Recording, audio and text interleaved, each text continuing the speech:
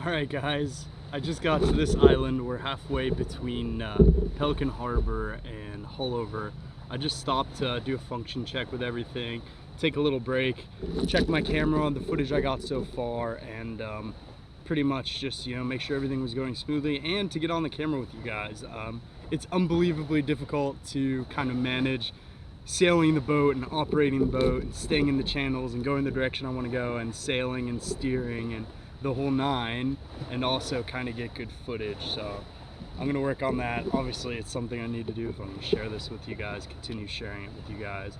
I hope the footage I did get isn't too terrible. I imagine there's probably like water splashing all over the lake. And I'm blown away by how easy this thing is to operate. I'm not a sailor. I just hopped on this thing and I'm like going. Like, obviously there's some fumbles along the way, depowering the sail when I mean to power it, or letting out the wrong line, or not steering into the right direction, but those things will all come with time. Right now it's just awesome to be out on the water so easily, doing my thing. I'm sailing, I'm paddling, launched the boat. So this is the first time in the saltwater. I did take the boat out once with a buddy in Georgia on my drive down, and that went smooth.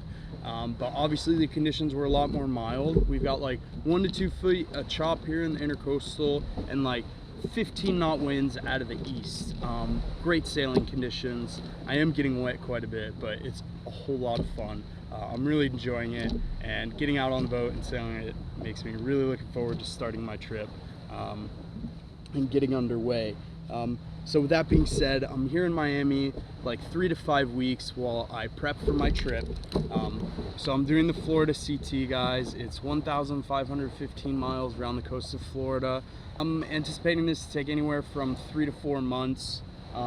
Big factors in that are going to be weather, waiting for favorable weather, maybe having quite a bit of 0 days if I get bad weather through. We are kind of having like a late hurricane season still, and we're getting tropical storms forming in the Atlantic. So I'm kind of waiting until those tropical storms stop forming in the Atlantic before I really think about starting my trip.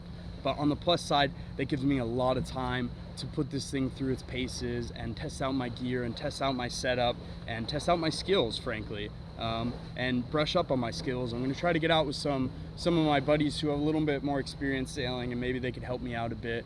We're going to try to get as much footage and as much stuff for you guys to check out as possible, because I know that's what this is all about at the end of the day, is engagement.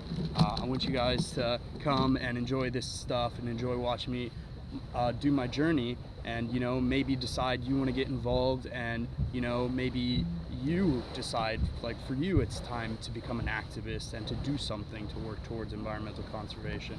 Because we all have a part to play, and it's fine and dandy to say, yeah, I'm for the planet, and I recognize that we have climate change and we need to do something about it.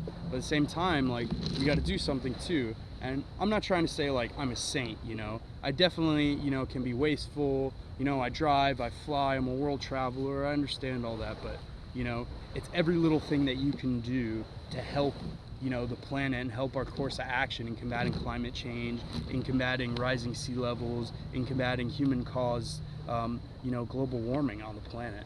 And Florida's seeing the brunt of that. We're a really low-lying place. We're subtropical. You've already seen with the hurricane seasons, they've been getting worse, they've been getting more powerful. Historical levels for storms. We have rising sea levels here in South Florida. Things are getting flooded. People are losing their homes. We have obviously the red tides, which are really big, and that's all caused from runoff, pollution runoff. So, when we get these heavy rains, it's washing all the chemicals in the fields and in the roads and everything else into the sea. And that's causing these horrible algal blooms that are killing, literally killing, all of the wildlife. So, Florida is really, it's the ground zero of climate change. I read in an article the other day put out by the Union of Concerned Scientists. Florida is the ground zero for climate change. Rising seas, longer hurricane season, hotter weather, flooding, you name it. We're seeing it. And, this is where I'm from, and I want to show you guys, the beauty of what we still have, and, what we face to lose if we don't do something about this. You know, if we don't actually take action in combating climate change and pollution and man-made global warming. Like, at the end of the day, you got to do something. And I mean, this is my way of paying back. You know, this is my way of showing that, you know, I appreciate everything that the environment and nature has to offer me, and now I want to do something good in return. And that's what coasting is, really. It's an awesome adventure that I would have done anyway, and it's an opportunity for me to embrace my philanthropic side, to embrace my conservation side, to embrace my activist. Thanks for tuning in. I'm gonna get back on the boat. We're gonna get some more footage. I'm gonna get to the sandbar, hang out there for a bit, and we'll maybe think about going out the cut to the beach. All right, peace, guys.